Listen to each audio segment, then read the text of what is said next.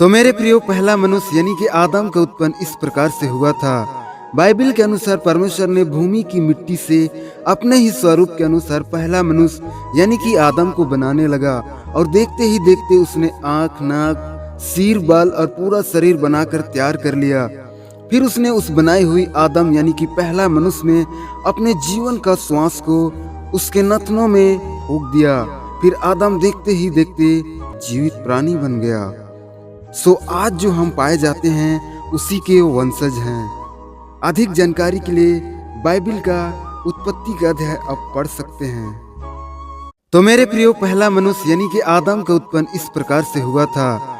Bible के अनुसार परमेश्वर ने भूमि की मिट्टी से अपने ही स्वरूप के अनुसार पहला मनुष्य यानी कि आदम को बनाने लगा और देखते ही देखते उसने आँख, नाक, सिर, बाल और पूरा शरीर बनाकर तैयार कर लिया। फिर उसने उस बनाई हुई आदम यानी कि पहला मनुष्य में अपने जीवन का श्वास को उसके नथनों में फूंक दिया। फिर आदम देखते ही देखते जीवित प्राणी बन गया। आज जो हम पाए जाते हैं उसी के वंशज हैं।